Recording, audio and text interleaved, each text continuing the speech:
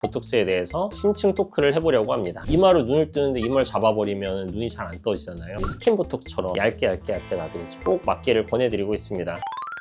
안녕하세요. 오늘도 함께하는 닥터 윤스킨, 오늘도 잘 부탁드립니다. 자, 오늘은 어떤 주제를 가져왔냐면요, 저희 실장님이 부탁해서 가져왔어요. 우리 병원에서 제일 많이 하는 시술인 보톡스에 대해서 얘기해 보려고 그래요. 보톡스에 대해서 궁금하신 점들이 정말 많고 상담 요청을 하시는 경우도 많거든요. 의사 상담의 경우 상담 비용도 있으시기 때문에 상담 비용도 절감 드릴 겸 보톡스에 대해서 심층 토크를 해보려고 합니다. 얼굴 위쪽 패키지로 해서 저희 병원에서는 이마, 미간, 눈가, 콧등, 눈밑 이렇게 5개를 묶어서 시술을 하고 있어요. 그래서 제일 많이 하시는 보톡스 패키지 중에 하나인데요. 하나하나 설명을 매번 하기에는 힘드니까 오늘 한번 설명을 해볼까 생각해요. 제일 먼저 이마 보톡스에 대해서 얘기해 볼 겁니다. 시간이 된다면 미간 보톡스도 얘기하고 싶지만 될지 모르겠네요. 시작해 볼까요? 첫 번째, 이마 보톡스입니다. 이마 보톡스 같은 경우는 많이 심지어 분당이나 지방에서도 저한테 맞으러 많이 오시거든요. 전두근이라는 근육이 여기에 있는데 이 근육을 움직이면서 사람들이 이마에 주름이 생기죠. 아무래도 동양인들이 서구인들하고 골격이 다르잖아요. 그러다 보니까 이마를 조금 더 많이 사용하고 눈꺼풀 올린 금에 좀 힘이 약하기 때문에 이마를 또 유독 많이 사용하는 편이긴 해요. 근육을 많이 쓰다 보면 어린 친구인데들도 주름이 생기고 이런 경우가 많아요. 이마의 피부의 두께나 지방의 정도나 이마를 쓰는 힘에 따라 가지고 주름의 모양이나 형태가 달라질 수 있죠. 이걸 예방하기 위해서 이마 근육을 못 쓰게 할 건데, 이게 또 되게 애매한 게 이마로 눈을 뜨는데 이마를 잡아버리면 눈이 잘 안 떠지잖아요.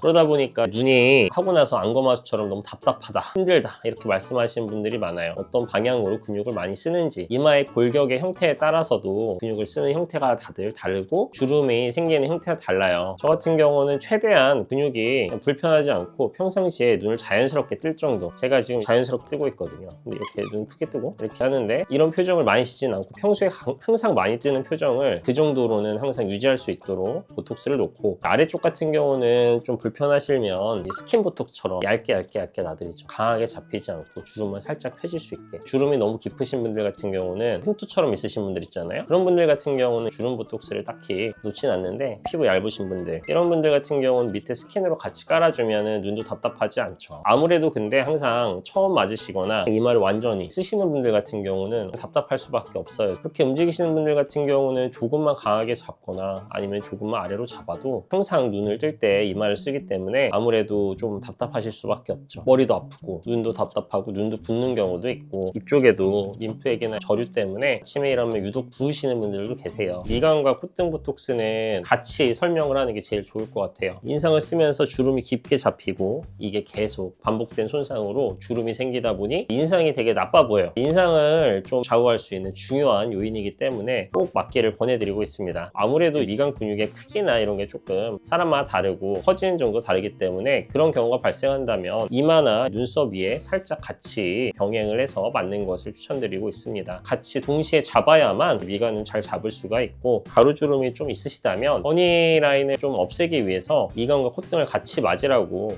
권해드리고 있습니다. 미간을 맞는다 했을 때 보상작용으로 아래쪽 근육을 더 사용하려고 더 힘을 쓰는 경우가 생길 수 있기 때문에 같이 맞는다면 조금 더 효과적일 수 있죠. 스스로 인식해서 조절을 못하기 때문에 그런 것들을 조절할 수 있는 방향으로 계속해서 같이 맞으시면 좋지 않을까 생각을 합니다. 참고로 저도 잘 맞아서 잘 안 생깁니다. 오늘은 이마, 미간, 콧등에 대해서 얘기해드렸고, 다음번에는 눈가나 눈밑, 입 주변 이런 것들에 대해서 한번 얘기해볼까 해요. 오늘도 유익한 정보가 되셨으면 하고, 상담을 받으시면 좋겠지만 비용을 좀 아끼실 겸, 시간도 아끼실 겸 좀 더 이런 영상을 보고 오셨으면 좋겠습니다. 닥터 윤스킨 윤종원장이었습니다. 또 봐요. 안녕.